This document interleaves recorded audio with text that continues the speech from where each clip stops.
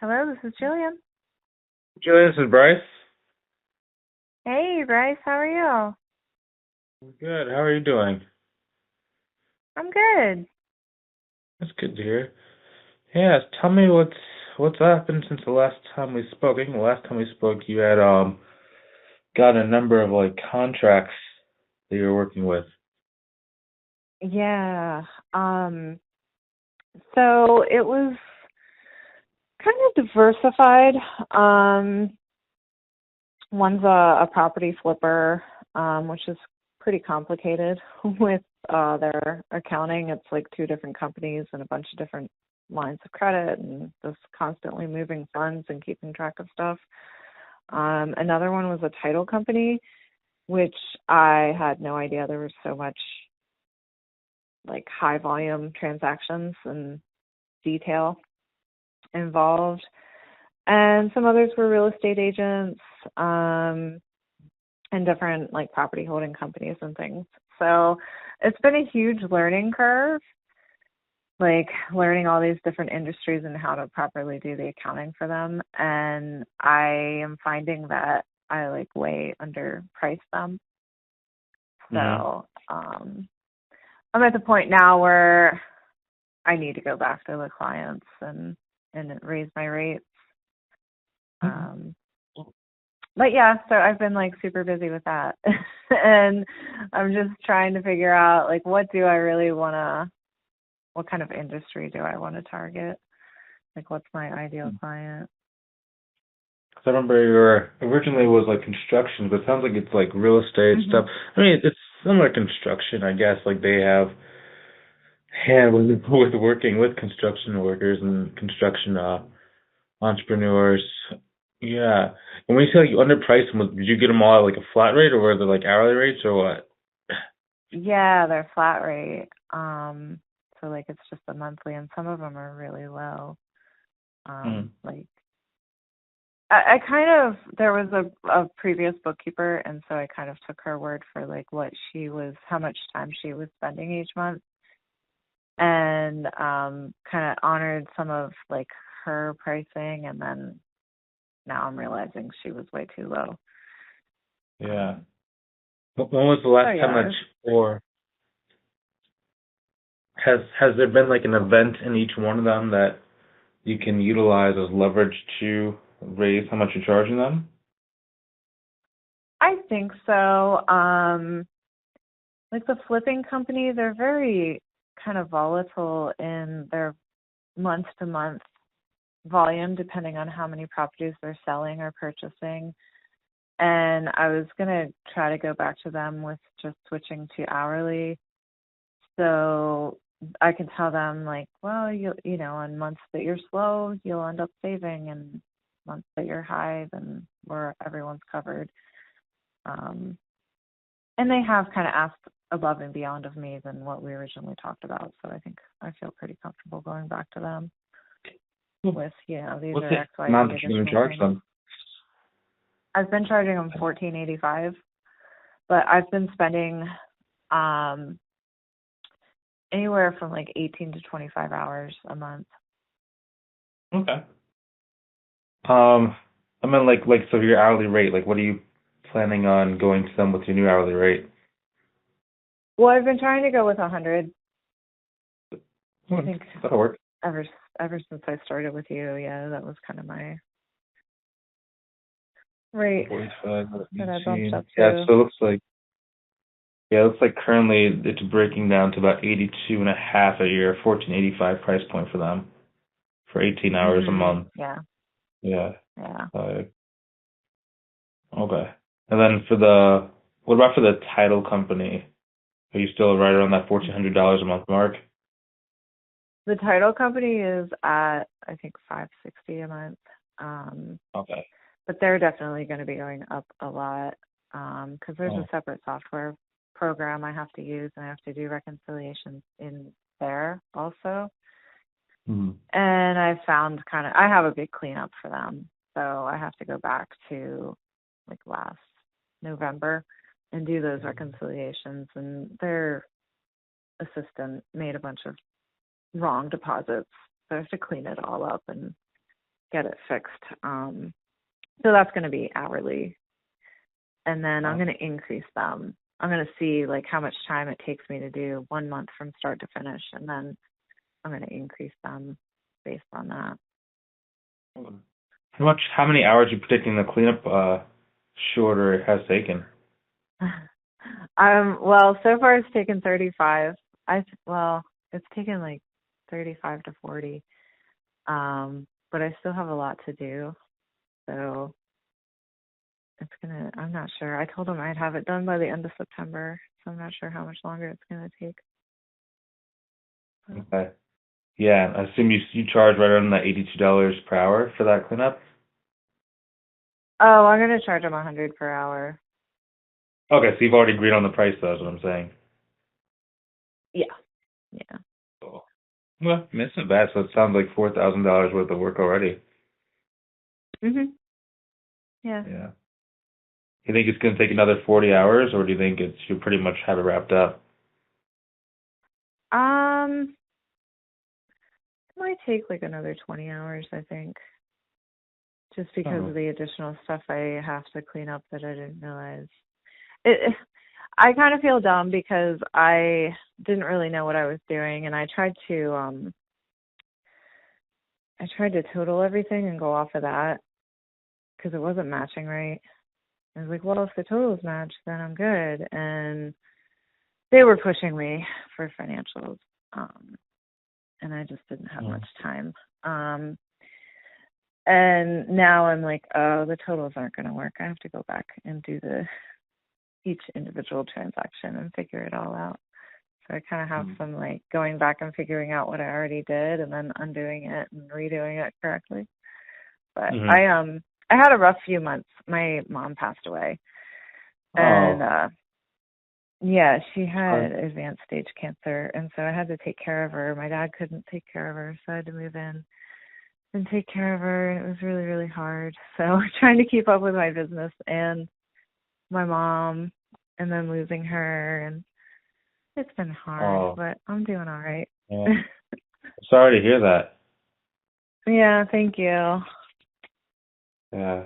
It's definitely I mean, at least you're. expected. Yeah, but at least like you're able to spend, her last remaining time together, so that's cool. Yeah, definitely. It was good that I had that flexibility that I was able to be there, and I have an employee, so he, helped cover for me too. That's awesome. Good. Yeah, 'cause I remember before you had the couple payroll clients, so that's cool. So it sounds like you're doing pretty good. What about for the real estate agent? How was that one? Or the Yeah, they're pretty easy. Well, there's one that we took over from that one bookkeeper, and she was only charging $75 a month. Oh. And it's taking us at least 2 hours a month. Yeah, so I really need to increase them. And then the other one, I told him, I said, yeah, I'll just charge you hourly, by the minute, $100 an hour. And so that one's fine. I just charged him, like, we did May through July, and we charged $750. So, cool. Yeah, I'm realizing the hourly rate is much better. It's the way to go. It's funny, like hourly, it's like the flat rate works well if the company is like small, but then like hourly works really well if they're really large and they can give you up to 40 hours a week. And then at that point you can just like say, hey, why don't we just set this as a flat rate, and just in case, I can either go up or down depending on, the workload. Having that phrase that says like you can go down as well really locks it in, because then they think you have their best interest at heart. Right. So. Yeah. Yeah, at first I was really afraid to tell people that my rate's $100 an hour, and now I'm like, you know what? it's fine. Either they pay it or they don't. So either they want to work with me at that rate or they don't. Like, they need to value what I'm doing. Yeah. Yeah. So, I mean, yeah, it sounds like, you're doing pretty good. Yeah, I have. I've added a number. I think I'm like up to maybe 16 clients now. So. Oh, not too nice. bad. 16 clients, and then were you able to walk away from the Paro stuff? What's that? Were you able to walk away? I remember you were doing work with Paro or Paro. Oh Were yeah, that you able client. to walk away from them? Yes, yeah, yeah. Nice. I never actually did do.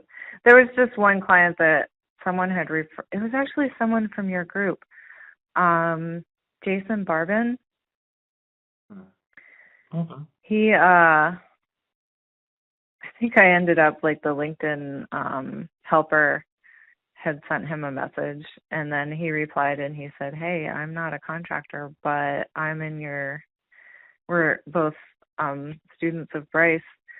And then he ended up contacting me and he said, "I have a client through Paro that is looking for bookkeeping." And so I signed on with him, but he ended up being kind of a nightmare and I fired him. He was just way too micromanager and wanted stuff Uh, instantly. And I said, yeah, this just isn't a good fit. And he was yeah, major scope creep. yeah. That's I all. just Yeah, didn't want to scope work. creep is ridiculous. How 16 clients is a good amount. I mean, yeah, in under a year. How much you up to like revenue wise per month? It's like I think it's like 9,000 a month, Oh wow, roughly. awesome! Congratulations. Thank you. I remember when we first started, you were very nervous about like is is everything gonna work out? Can you run your business full time? You know, can you support your family? I mean, Yeah, yeah, I know. It's crazy. So when my mom got sick, my husband was just about to start his own business. He had left his position and we bought a service truck and all this stuff and we were ready to go. And then he said, you know what? You're getting a bunch of new clients and now your mom's sick and you have to take care of her. And he said, I'm going to put my business on hold and take care of the kids full time. And so that's what he's doing now. And I am doing my business full time. And I actually wow, just moved into an office last week to nice, get out of the house and get away from them so I can focus. nice. So yeah, Well, yeah, it is crazy to look back and realize like, oh, I am supporting my family and it actually is yeah, working. yeah, yeah. I mean, like I said when I first started working, you just keep doing the same exact things that work. Price yourself, you know, as well as you can. And yeah, this is looking good. You'll probably be at like 10K as soon as you like get the title company up a little bit higher. So that's great. Yeah. Yeah. Yeah. Yeah. Well, congratulations. Well, thank you. Yeah, I Mm-hmm. haven't been doing any like marketing efforts and I want to. Everyone keeps telling me that especially for contractors, I need to be on LinkedIn. So I want to get back into the LinkedIn stuff Mm-hmm. that you had taught me and try to have more of a presence there. And Facebook too, So, but so one thing to and, note, okay? yeah.